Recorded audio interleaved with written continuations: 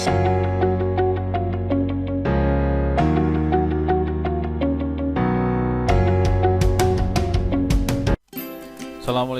warahmatullahi wabarakatuh. Kita masuk ke pendahuluan sebelum menjelaskan inti materi terkait rekayasa perangkat lunak atau software engineering. Saya jelaskan tentang hal-hal sebagai berikut, yaitu pengertian perangkat lunak atau software, kemudian yang kedua, pengertian rekayasa perangkat lunak atau software engineering. Yang ketiga, proses rekayasa perangkat lunak atau pengenalan proses rekayasa perangkat lunak. Kemudian yang keempat, faktor sosial yang berkaitan dengan teknologi informasi. Pengenalan tentang faktor sosial yang berkaitan dengan teknologi informasi.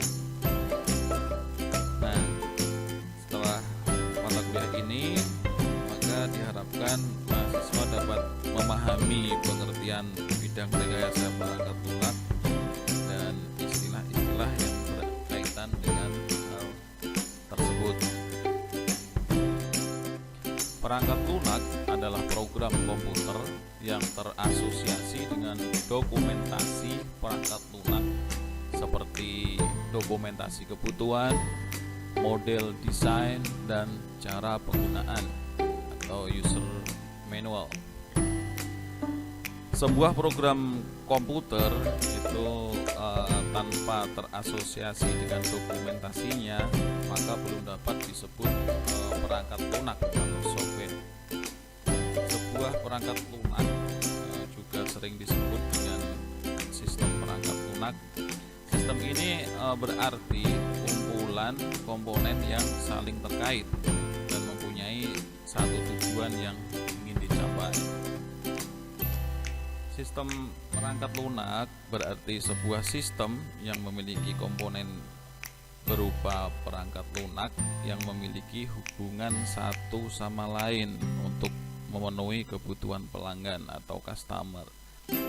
Nah, pelanggan atau customer adalah orang atau organisasi yang memesan atau membeli perangkat lunak atau software dari pengembang perangkat lunak, atau bisa dianggap bahwa pelanggan atau customer adalah orang atau organisasi dengan sukarela mengeluarkan uang untuk memesan atau membeli perangkat lunak begitu.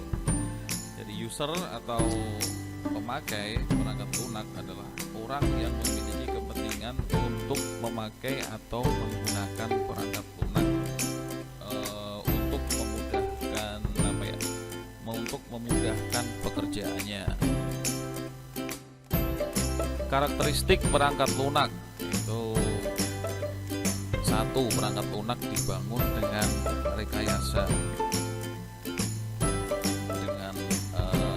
Atau software engineering itu bukan diproduksi secara manufaktur atau pabrikan. Jadi bukan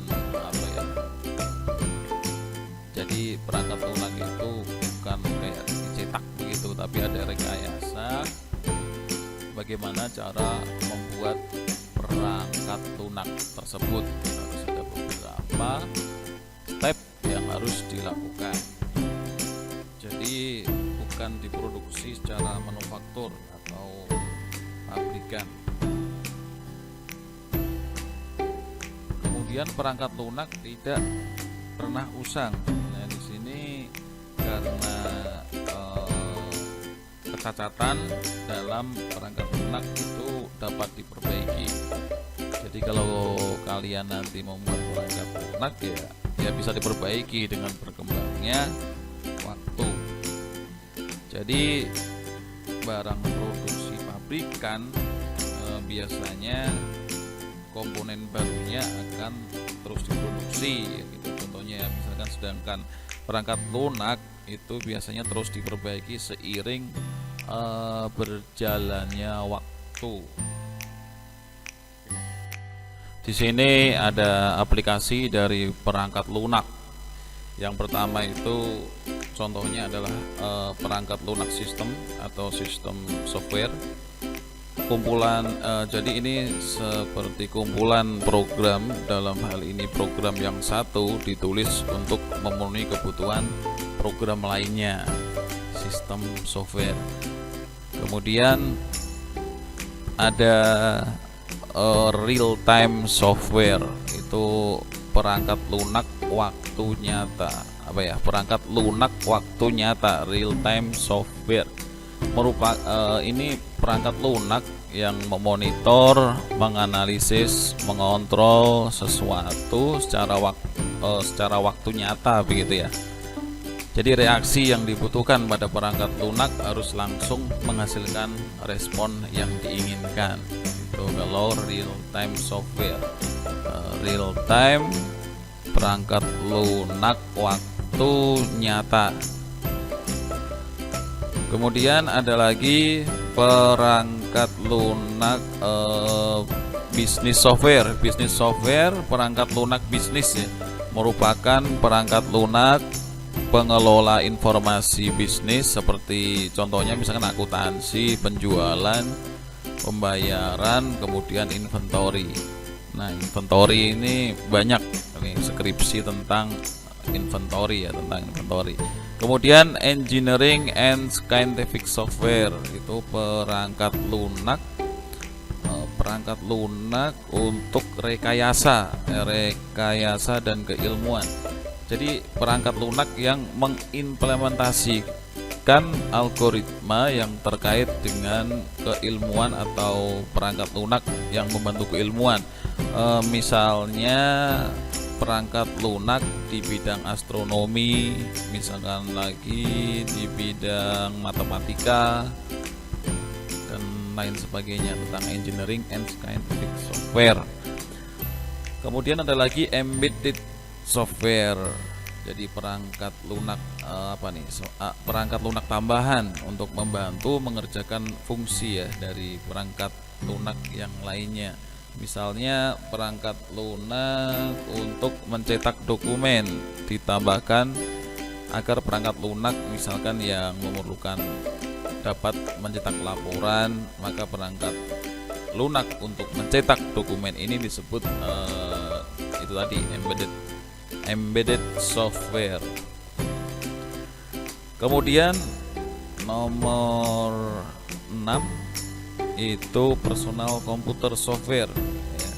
Jadi perangkat lunak PC, misalnya perangkat lunak pemroses teks, pemroses grafik dan sebagainya, itu perangkat lunak komputer personal. Kemudian selanjutnya perangkat lunak berbasis web atau web-based software, merupakan ini perangkat lunak yang dapat diakses dengan menggunakan browser. Ada lagi yang terakhir AI ya, ini artificial intelligence software, perangkat lunak berintelijensi buatan.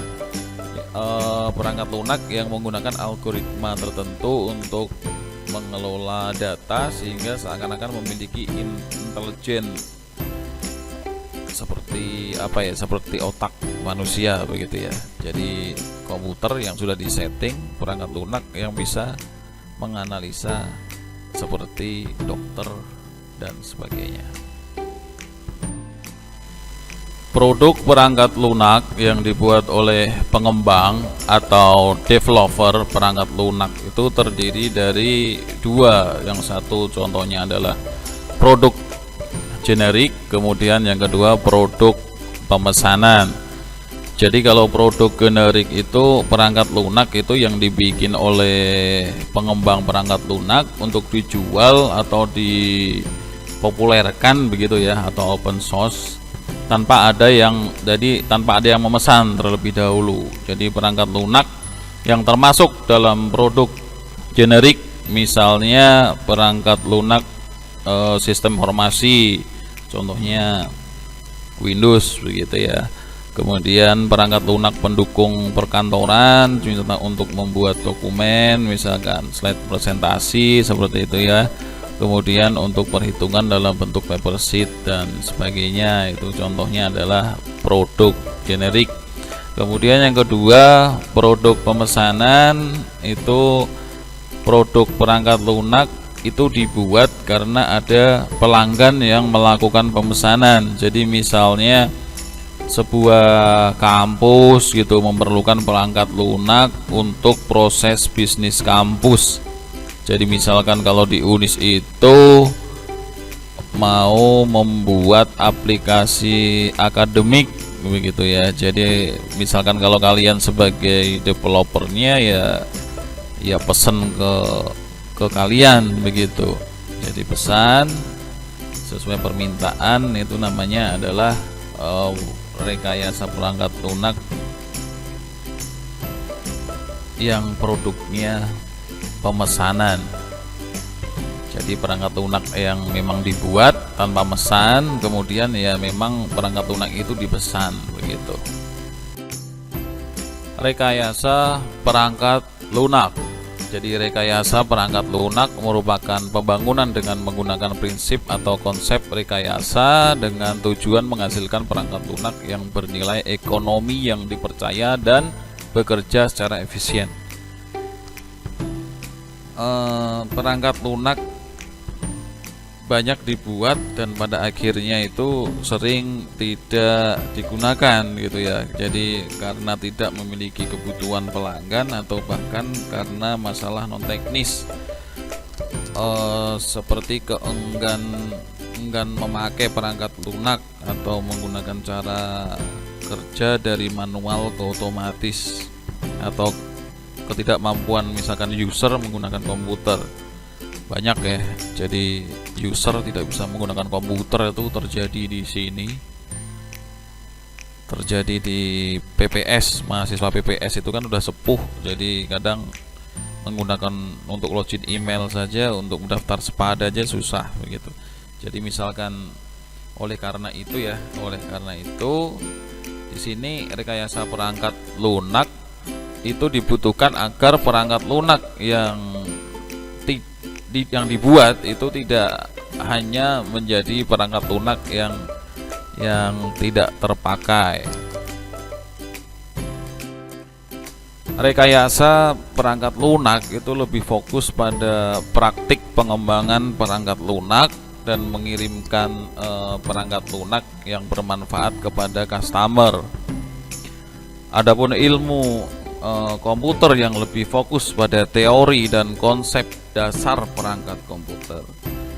Rekayasa perangkat lunak itu lebih fokus pada bagian membuat perangkat lunak yang memiliki kriteria ya. Jadi di sini ada rekayasa perangkat lunak lebih fokus pada bagaimana membuat perangkat lunak yang memiliki kriteria maintainability. Jadi dapat terus dipelihara itu setelah perangkat lunak selesai dibuat. Jadi setelah selesai dibuat itu seiring berkembangnya teknologi dan berkembangnya teknologi dan lingkungan ya, jadi dapat terus dipelihara setelah perangkat lunak itu dibuat. Jadi itu namanya maintainability. Kemudian yang kedua, dependability and robust. Jadi dapat diandalkan itu si rekayasa perangkat lunak dapat diandalkan dengan proses bisnis yang dijalankan dan perubahan yang terjadi. Kemudian jadi kalau misalkan dapat diandalkan itu efisien dari segi sumber daya penggunaan begitu ya. Kemudian yang ketiga itu usability, kemampuan untuk dipakai dengan usability itu kemampuan untuk dipakai sesuai kebutuhan, itu usability. Jadi rekayasa perangkat lunak lebih fokus pada bagaimana cara membuat perangkat lunak yang memiliki kriteria maintainability, dependability and robust, dan usability.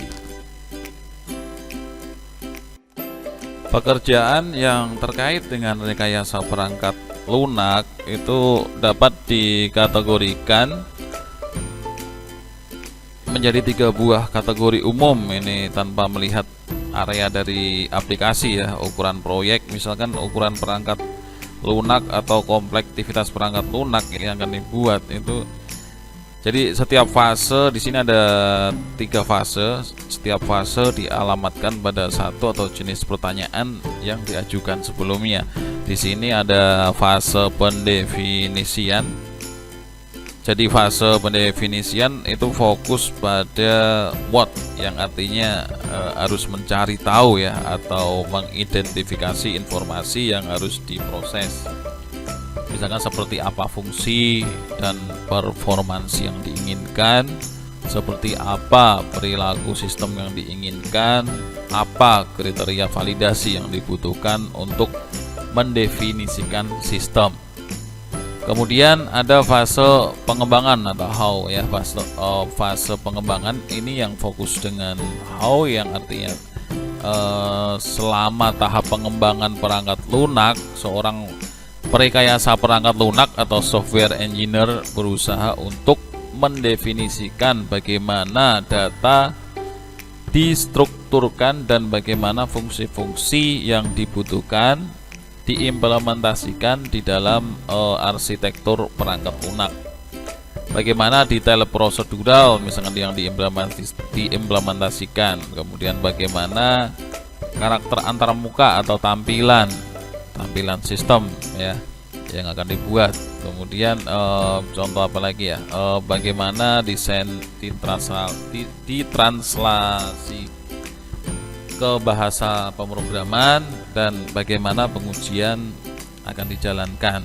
Jadi fase ini itu bagaimana prosedur untuk diimplementasikan, kemudian bagaimana pengujian yang akan dijalankan nanti setelah perangkat lunaknya sudah jadi.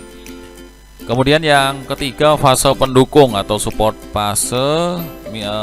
Ini perubahan yang terasosiasi pada perbaikan kesalahan atau error, adaptasi yang dibutuhkan pada lingkungan perangkat lunak yang terlibat, dan perbaikan yang terjadi akibat perubahan kebutuhan pelanggan. Jadi customer itu misalkan minta A, besoknya ya bisa B dan sebagainya. Harus ada pendukung-pendukung supaya terasosiasi dengan baik begitu. Kemudian selanjutnya, slide selanjutnya itu fase pendukung, terdiri dari 4 ya. Slide selanjutnya ada 4 fase pendukung dari perubahan ini. Yang pertama adalah koreksi. Jadi walaupun dengan jaminan kualitas yang terbaik, jadi akan selalu ada kecacatan misalkan ya, atau keinginan pelanggan yang tidak tertangani oleh perangkat lunak. Jadi pemeliharaan dengan melakukan perbaikan terhadap kecacatan perangkat lunak itu dikoreksi. Kemudian kedua itu adaptasi. Jadi adaptasi ini pada saat tertentu, misalkan seperti CPU atau sistem operasi dan lain sebagainya begitu ya, di mana perangkat lunak dikembangkan akan mengalami perubahan. Nah, pemeliharaan adaptasi merupakan tahap untuk memodifikasi perangkat lunak guna mengakomodasi perubahan lingkungan luar di mana perangkat lunak dijalankan. Adaptasi. Kemudian yang ketiga itu perbaikan, enhancement. Jadi sejalan dengan misalkan digunakan perangkat lunak, maka si pelanggan itu, si customer misalkan atau pemakainya, user, akan mengenali fungsi tambahan yang dapat mendatangkan manfaat. Jadi pemeliharaan atau penyempurnaan melakukan penambahan pada kebutuhan fungsional sebelumnya. Jadi si customer ini di sini misalkan melakukan perbaikan dengan aplikasi yang yang sudah jadi, perangkat lunak yang sudah jadi. Jadi fase pendukung di sini fase perbaikan. Jadi yang mendukung untuk customer ini untuk mengenali fungsi tambahan yang dapat mendatangkan manfaat tadi. Kemudian yang keempat itu prevention itu pencegahan ya, pencegahan. Jadi perangkat lunak dimungkinkan untuk perubahan. Jadi oleh karena itu pemeliharaan pencegahan atau preventif atau disebut dengan rekayasa ulang sistem. Rekayasa ulang sistem apa ya? Software re-engineering ya. Jadi harus dikondisikan untuk mampu melayani kebutuhan pemakainya. Jadi harus melayani kebutuhan pemakainya. Jadi untuk menanggulangi hal itu ya perangkat lunak harus dirancang, kemudian harus dikondisikan mengakomodasi perubahan kebutuhan yang diinginkan oleh pemakainya atau user. Di lain sisi, biasanya setelah perangkat lunak dikirimkan ke user, maka masih dibutuhkan asistensi dan helpdesk dari pengembang perangkat lunak. Tantangan yang dihadapi dari proses rekayasa perangkat lunak itu ada 3: tantangan warisan, tantangan heterogenitas, kemudian tantangan pengiriman. Jadi yang pertama, tantangan warisan itu di mana perangkat lunak itu yang dikembangkan itu selama bertahun-tahun oleh orang-orang yang berbeda begitu ya. Orang-orang yang berbeda kemudian dapat menyebabkan ketidakpahaman atau perubahan tujuan pembuatan perangkat lunak yang telah dibuat. Jadi itu misalkan itu tadi ya, tantangan warisan, misalkan yang dikembangkan selama bertahun-tahun oleh orang yang berbeda. Pasti nanti dari orang sebelumnya seperti ini, yang selanjutnya orang yang selanjutnya itu beda dengan pendapat yang pertama. Itu mesti perlu perbaikan begitu perangkat lunak ya. Kemudian ada tantangan heterogenitas, misalkan perangkat lunak itu harus dapat beradaptasi dengan teknologi yang terus berkembang dengan semakin luasnya lingkungan distribusi perangkat lunak begitu. Jadi yang ketiga, tantangan pengiriman. Itu perangkat lunak itu dengan skala besar dan kompleks sekalipun itu dapat sampai ke tangan pelanggan ya atau user dengan cepat dan tetap terjaga begitu ya. Jadi tantangan pengiriman. Jadi yang dihadapi proses rekayasa perangkat lunak itu ternyata ada juga tentang pengiriman begitu. Pengiriman si perangkat lunaknya itu begitu ya, harus sampai ke tangan pelanggan atau user dengan cepat dan kualitas tetap terjaga. Ada suatu hal tambahan dalam rekayasa perangkat lunak yang berbasis web pada tahap desainnya ya, ini bagaimana menentukan aliran halaman web. Jadi ini adalah contoh menentukan aliran halaman web. Oh, bukan menentukan sih ya, ini contoh sudah jadi. Jadi beberapa aliran halaman web itu contohnya adalah yang seperti di gambar ini ya. Contohnya aliran web mungkin ada yang lurus-lurus saja ya, sebelah kiri, kemudian yang sebelah tengah, yang kedua itu bercabang kanan kiri, bercabang searah begitu ya, yang kedua, yang ketiganya bercabang lagi tapi bolak-balik begitu. Jadi ini contoh saja. Mungkin kalau kalian mengunjungi halaman web nanti juga akan merasakan mana itu web yang susah, menu-menunya di dalam lagi bolak-balik begitu ya. Jadi halaman web, aliran halaman web, nanti kalau kalian berasa banget kalau sudah membuka webnya atau aplikasi yang sudah jadinya seperti apa. Apalagi kalau kalian sebagai customer begitu, setelah webnya udah jadi dipakainya kok susah begitu ya, kok dipakainya gampang, terlalu gampang begitu. Jadi ya kalian sebagai customer ya komplain saja sama yang membuat perangkat lunak tersebut. Proses rekayasa perangkat lunak dilakukan selama pembangunan perangkat lunak. Jadi proses-proses yang dilakukan dalam rekayasa perangkat lunak itu secara garis besar itu seperti gambar yang ada di slide ini. Jadi proses pada gambar ini dapat dilakukan berulang kali begitu ya, muter sampai perangkat lunak memenuhi kebutuhan si pelanggan atau user. Jadi untuk membangun perangkat lunak yang benar-benar baik, maka diperlukan tahapan-tahapan rekayasa perangkat lunak yang ada di gambar ini.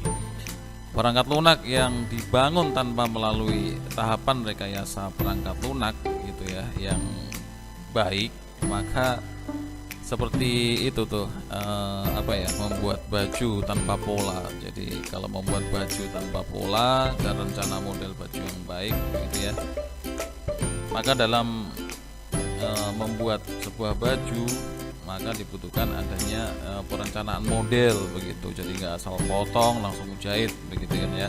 Misalkan pembuatan pola baju yang baik, kemudian setelah polanya itu terbentuk maka kainnya dipotong begitu ya, dipotong sesuai pola, kemudian baru dijahit begitu. Jadi jika baju dibuat tanpa pola ya, maka yang terjadi adalah baju hasil ditambal sulam begitu, disesuaikan begitu ya, ditambal disulam, kurang ini tambal lagi begitu.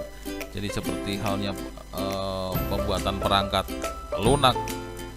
Jadi tanpa melalui proses rekayasa perangkat lunak maka hanya menghasilkan perangkat lunak tambal sulam juga.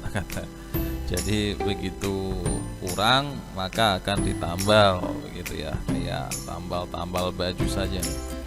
Tentu saja ya hasil perangkat lunak tambal sulam ya tidak akan bagus. Jadi contoh lain, misalkan sebuah bangunan ya tanpa rencana yang matang, maka ya terjadi adalah bangunan tambal sulam juga yang akhirnya bisa dirobohkan atau bahkan roboh karena pembuatnya tanpa direncanakan yang matang gitu. Ya misalkan awalnya dibuat tanpa jendela, lalu butuh jendela misalkan ya, maka ditambahkan jendela. Jika butuh tambahan lantai ke atas maka tambahkan begitu ya. Ini terjadi misalkan misalkan contohnya misalkan di perumahan subsidi itu kan biasanya nggak puas dengan bangunan yang ada, dinaikin ke atas, ditambah lagi ke atas. Itu yang aslinya pondasinya itu nggak pakai cakar ayam begitu. Jadi mau nggak mau ya si pemilik rumah ya harus nambah cakar ayamnya biar kuat. Tapi kalau nambahnya ngawur, asal nambah aja, ditambah aja tingkat ke atas tanpa cakar ayam, kan nanti ambrol kan begitu, tanpa perencanaan yang matang ya. Jadi kekuatan lantai di bawahnya itu nggak kuat, maka bangunan bisa ambruk ya, tidak mampu menahan kebutuhan tanpa perencanaan yang baik. Jadi ilustrasinya adalah celana atau baju kemudian ditambal-tambal begitu tanpa ada perencanaan.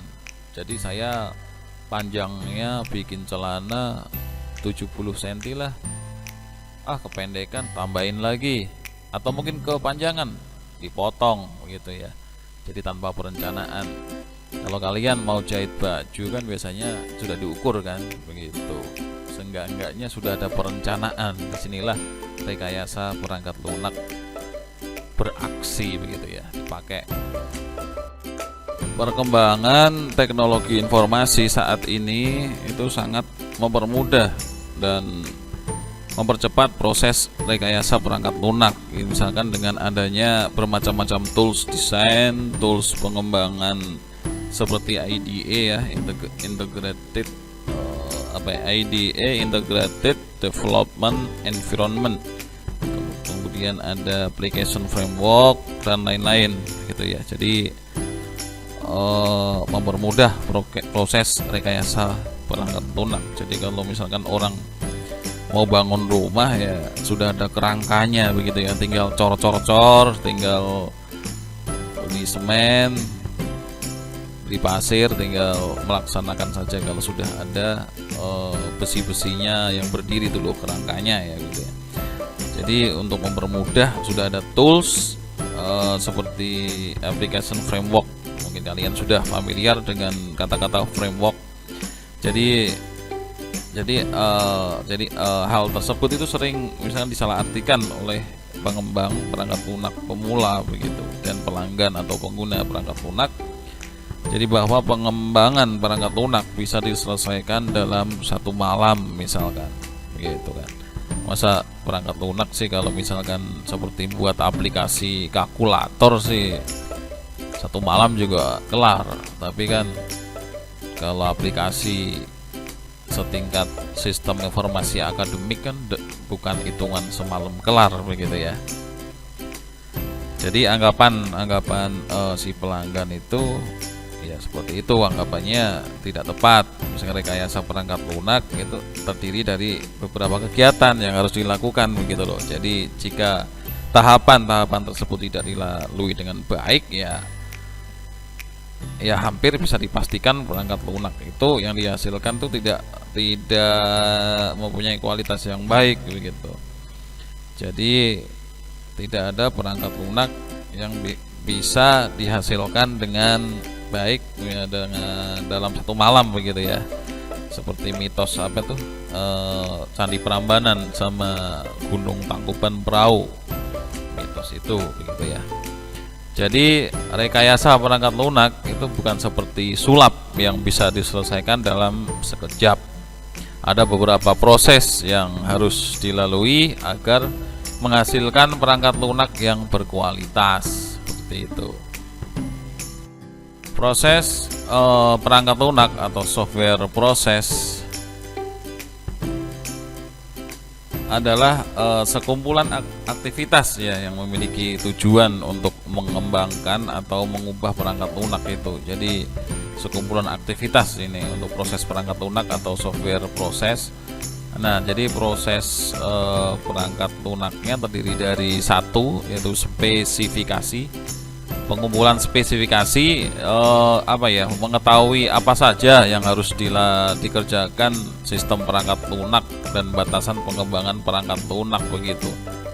Kemudian ada pengembangan atau development ya, pengembangan perangkat lunak untuk menghasilkan si perangkat lunak itu sendiri. Kemudian ada validasi itu memeriksa apakah perangkat lunak sudah memenuhi keinginan pelanggan atau customer atau belum. Kemudian ada evolusi, itu mengubah perangkat lunak untuk memenuhi perubahan kebutuhan pelanggan. Jadi ada 4 proses perangkat lunak. Di situ ada pengumpulan spesifikasi, ada pengembangan, ada validasi, kemudian ada evolusi. Teknologi informasi sosial. Di sini akan saya bahas teknologi informasi sosial adalah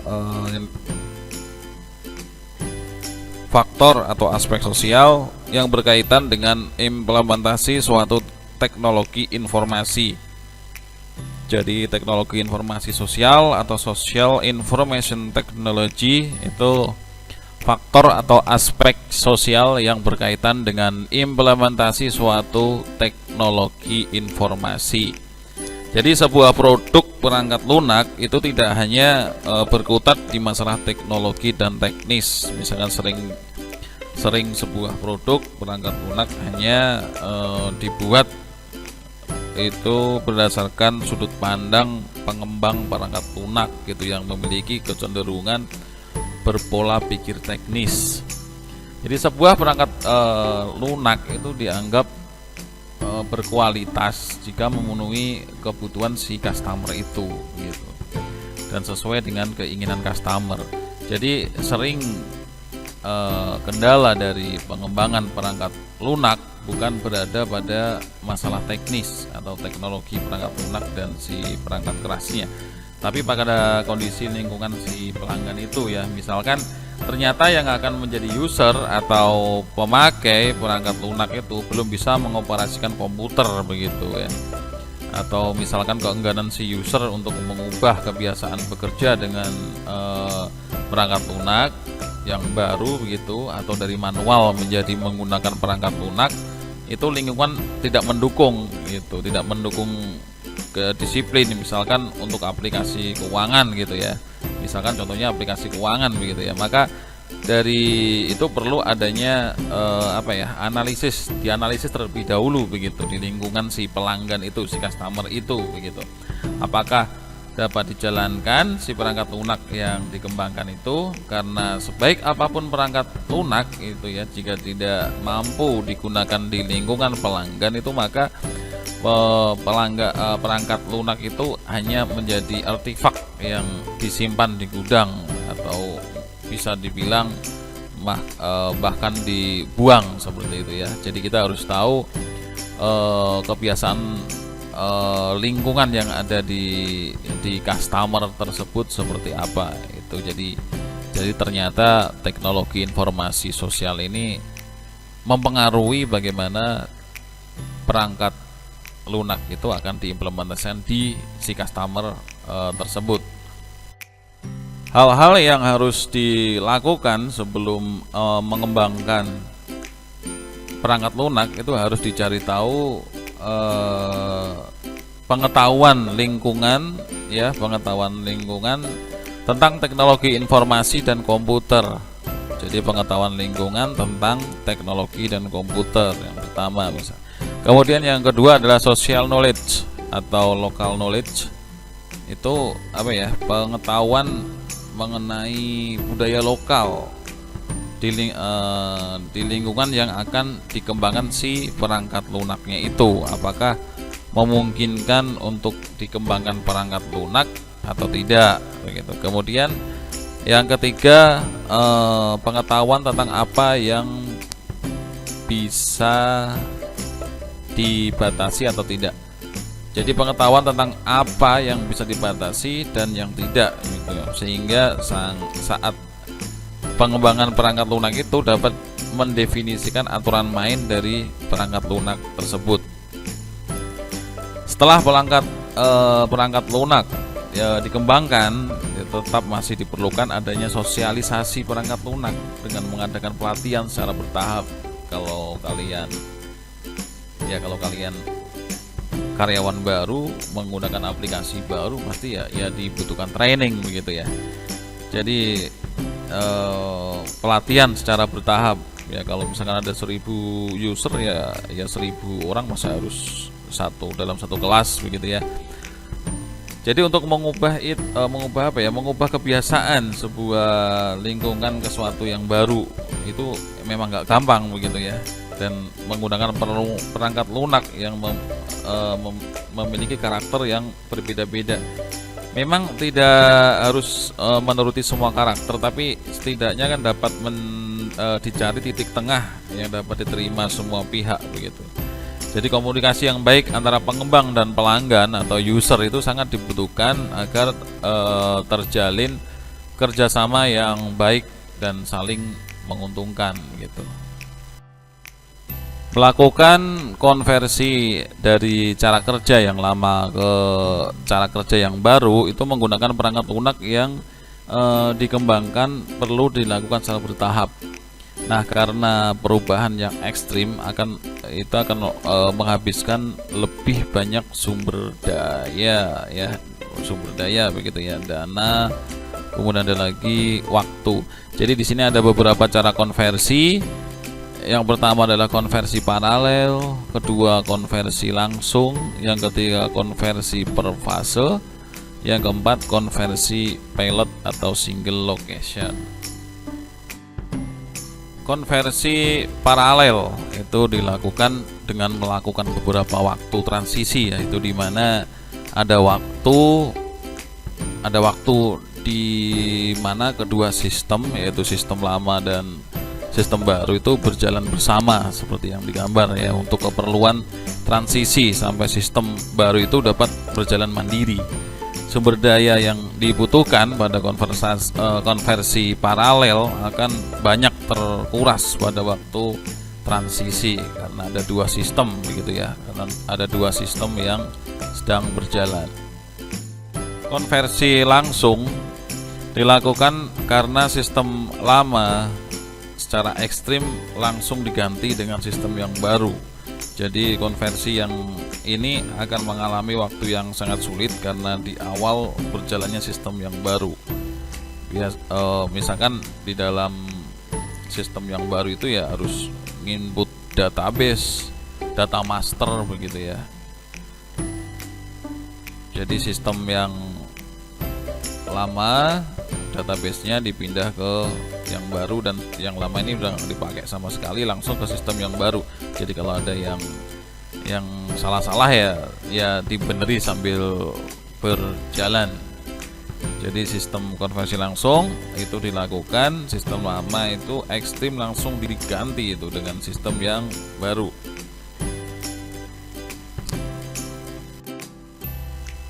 Kemudian ada konversi per fase. Di sini konversi per fase itu dilakukan dengan berpindah per fase dari sistem lama ke sistem yang baru.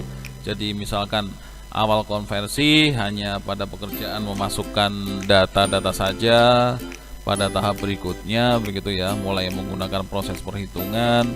Lalu fase berikutnya mulai menggunakan proses pelaporan sistem yang baru dan seterusnya, lebih fokus pada per fungsi sistem. Yang selanjutnya konversi pilot atau single location. Jadi konversi pilot ini dilakukan dengan seperti gambar ya, dengan melakukan konversi per unit kerja atau per lokasi gitu di dalam sebuah lingkungan kerja. Jadi misalkan pada tahap awal unit kerja yang sistemnya berubah adalah bagian keuangan. Berikutnya pada bagian sumber daya manusia dan seterusnya. Nah, kalau misalkan SINA itu sistem informasi akademik begitu, misalkan berubahnya di bagian keuangan dulu, kemudian akademiknya begitu. Tapi kalau untuk sistem informasi akademik, karena saya sendiri yang pegang, itu sewajarnya harus akademiknya dulu baru keuangan ya. Jadi pengembangan perangkat lunak itu yang berhasil dan dapat diterima dengan baik itu tidak hanya memperhatikan masalah teknis, tapi memperhatikan masalah non teknis juga, seperti permasalahan sosial yang dan juga harus mencermati isu-isu yang sedang berkembang di masyarakat, update-nya begitu ya, harus mengetahui isu-isu yang ada di masyarakat, di lingkungan si customer itu.